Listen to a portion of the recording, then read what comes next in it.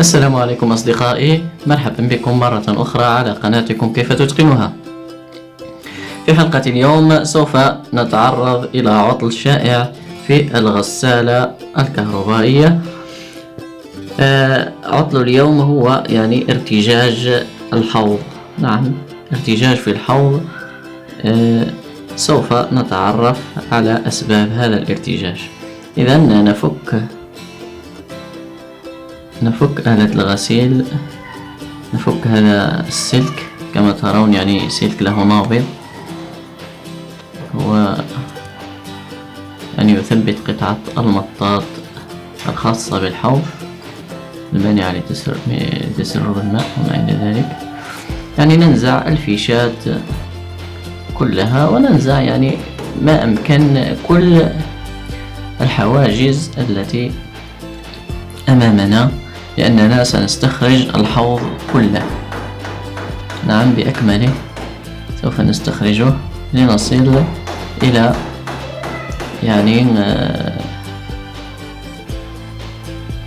إلى عجلات تسهيل الحركة. نعم، الارتجاج يحدث، ارتجاج الحوض يحدث بسبب هذا المشكل، أي مشكلة في الرولمات كما نسميها هنا في المغرب، تسمى بالبوربرين أو ما إلى ذلك في بلدان أخرى، كل بلد وتسميته. المهم الليرولم معروفة. سوف نستخرج الحوض كما ترون، نستخرجه كله. نعم، وثقيل نوعا ما، لذلك احتجت إلى مساعدة. نستخرج الحوض كما ترون، يتبقى الهيكل الفارغ، نزيل الفيشات، نزيل الكابلات، كي لا نقطع أي كابل، كي لا تحدث مشاكل، نزيل جميع الحواجز. كما ترون هناك اهتزاز، هناك اهتزاز في العجلة، وبالتالي اهتزاز في الحوض وارتجاج في الحوض يحدث أصوات قوية. عند العمل، عندما يدور الحوض يحدث أصوات مزعجة جدا. يحدث أيضا تسرب كما ترون هنا في الخلفية، هناك أثار تسرب الماء، كما ترون هناك أثار للتسرب.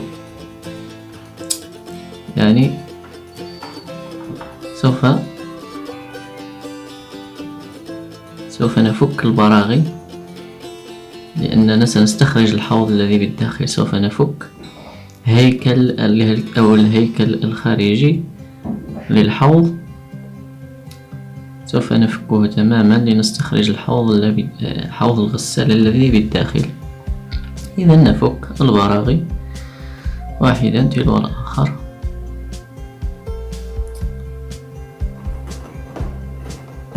نفك أيضا هذه القطع الإسمنتية، هذه قطع توضع، هذه الأثقال لموازنة الحوض. هذه الأثقال هي للموازنة، ننزعها لكي نصل إلى البراغي التي في الخلف ونتمم عملية الفك. نعم، ننزع الصخور أو هذه الأحجار الإسمنتية المسؤولة عن موازنة الحوض. ننزع البراغي، ننزع كما ترون، نفك البراغي واحدا تلو الآخر.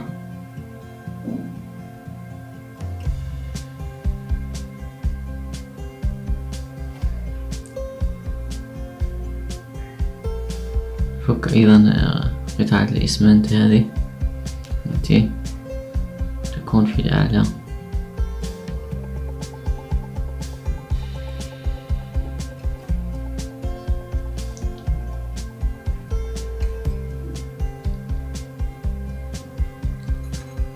إذا لقد فككنا البراغي، الآن سوف نفك هذا الجزء العلوي يعني الجزء السفلي كما ترون. لو تلاحظون يعني هناك سيكون،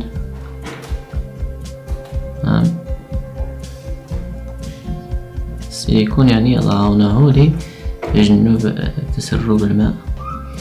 أيضا يوجد قطعة مطاطية كما ترون تمنع تسرب الماء، القطعة السوداء. إذن نستخرج الحوض، ها هو قد استخرجناه بعد أن فككنا الصامولة من الخلف والعجلة. إذن لقد سقطت أحد الرولمات، أحد عجلات تسهيل الحركة الدورانية. نعم، هي كما ترون هي تالفة. بقي واحدة أخرى في الداخل سوف نستخرجها، يعني تمنعها قطعة مطاطية موجودة في الداخل. طبعا القطعة المطاطية يعني توضع لمنع تسرب الماء إلى الخارج. القطعة المطاطية كما ترون هي تالفة، يعني يوجد أثر لتسرب الماء كما تشاهدون، تسرب من وراء الحوض من خلف. نعم، هي العجلات، أو ها هي العجلة المطاطية كما ترون، أو القطعة المطاطية، عفوا القطعة المطاطية.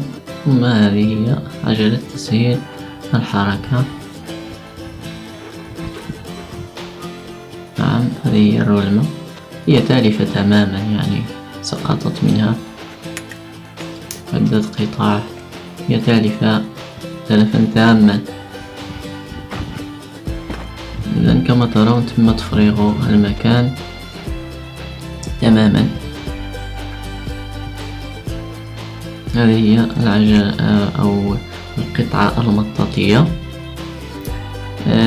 توجد فيها قطعة يعني سلك أو نابض جاذب، يعني حلقة دائرية عبارة عن نابض جاذب، يعني لتثبيت القطعة المطاطية على المحور كي لا يحدث تسرب للماء.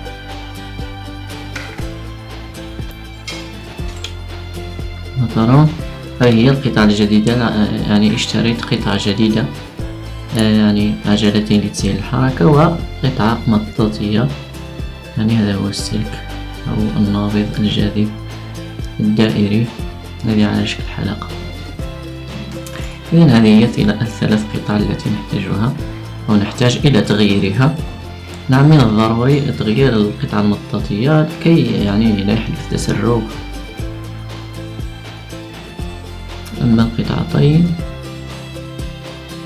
والعجلتين المسؤولتين عن تسهيل الحركة فهما يعني تالفتين يجب تغييرهما لإصلاح الارتجاج الذي يحدث.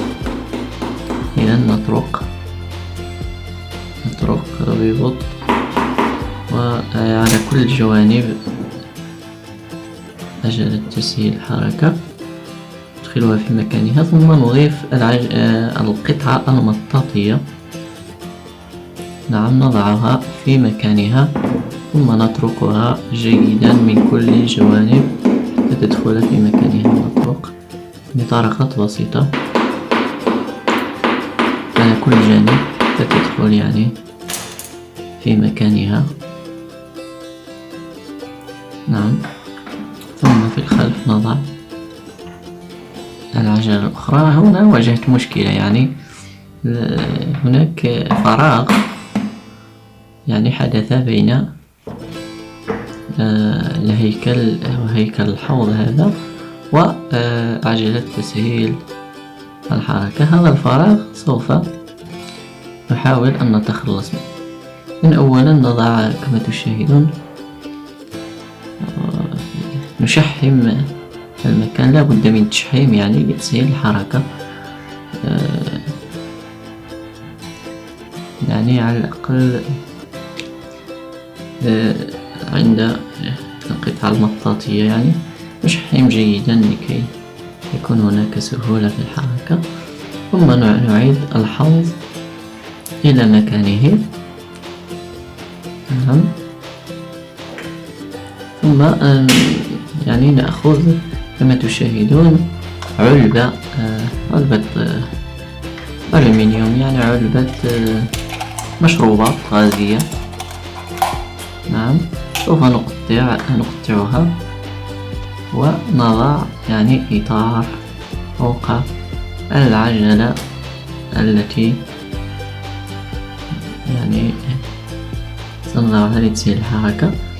نعم، يعني نملأ الفراغ الذي بينه وبين الهيكل لكي لا يحدث يعني ارتجاج. الارتجاج سيكون بسيط جدا، ولكن حتى هذا الارتجاج يعني يجب أن لا يكون في الحقيقة، يجب أن نتخلص حتى من هذا الارتجاج. لذلك سوف نضيف هذه القطعة،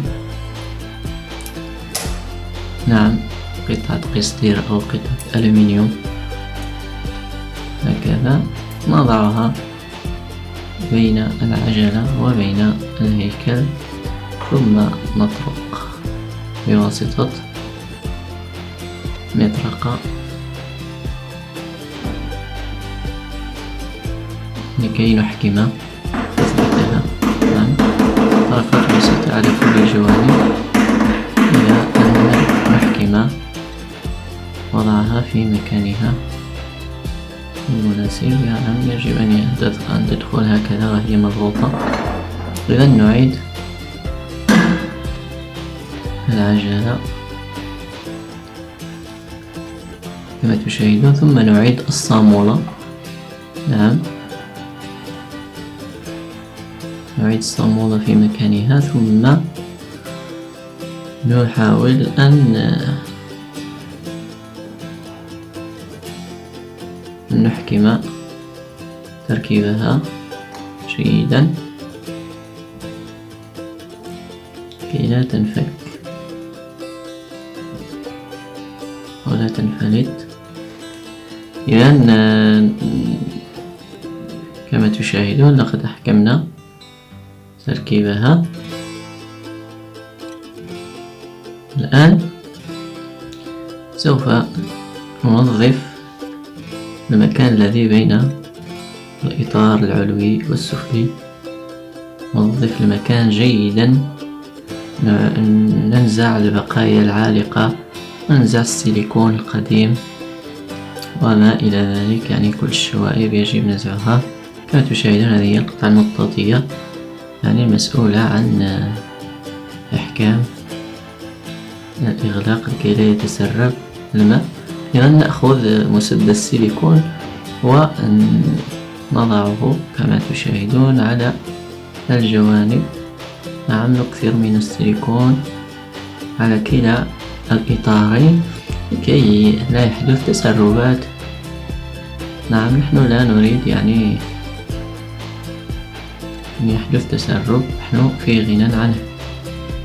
إذا نعيد الإطار العلوي ونعيد البراغي، ثم نحاول أن نحكم تركيبها ونحكم تثبيتها في مكانها كما تشاهدون.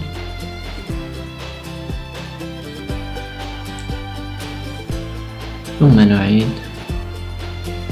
القطع السابقة، قطع يعني القطع الإسمنتية المسؤولة عن الموازنة، نحكم أيضا تركيبها.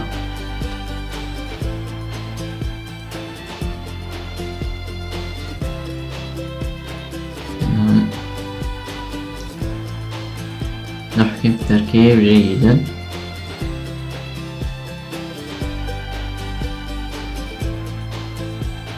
كما ترون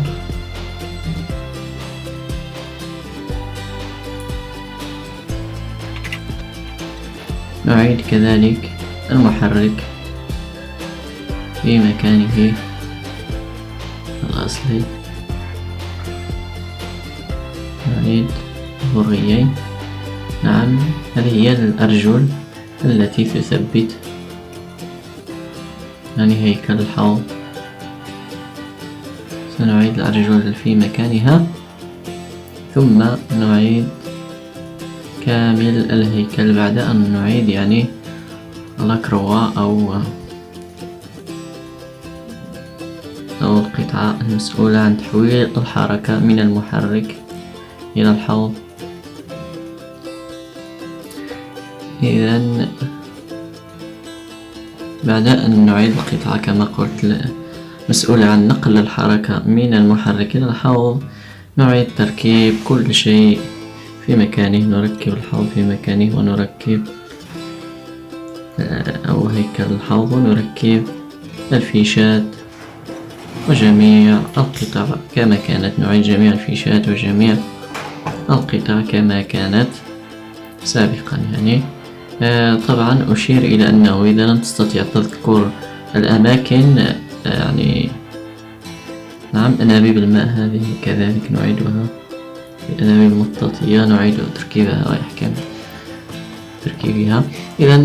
إذا لم تستطيع أن تتذكر الأماكن، يمكنك أن تستعمل الهاتف. نعم، تستعمل الهاتف يعني تلتقط صور للفيشات وما إلى ذلك، يعني لتتذكر أماكنها حين تعيد التركيب. هذه خدعة يمكنك أن تستعملها لتسهل على نفسك العمل. إذا نعيد تركيب البراغي ونعيد تركيب هذه الفيشات. يجب أن لا تنسى أي كابل، نعم، فيشة الأبيض مع الأبيض، الأسود مع الأسود.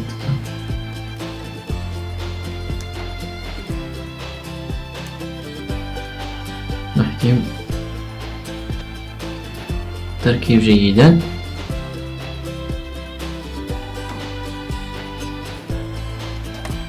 نعم، يوجد أيضا أنبوب هنا في الداخل. الأنبوب يجب أن لا ننساه. الأنبوب، نعم، ها هو ذا الأنبوب المطاطي، يجب أن يركب أيضا في مكانه المخصص.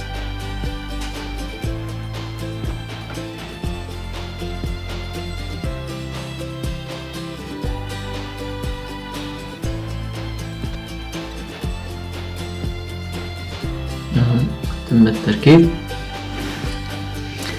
نعيد البراغي في مكانها،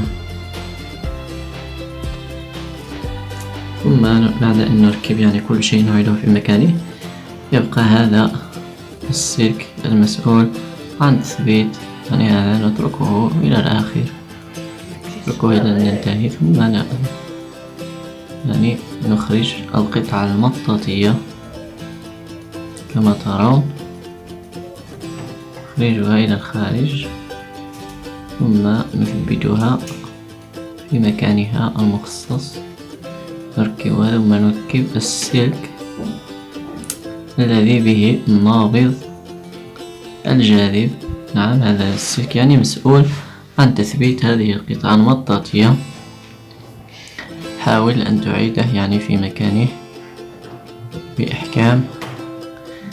إن هذا السلك مهم جدا، يمنع التسربات، يثبت القطعة المطاطية التي تمنع تسربات الماء. نعم، كما تشاهدون.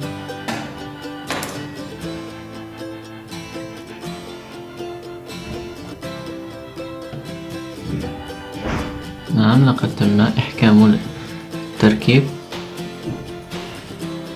نعم، الحوض سليم، عاد إلى مكانه.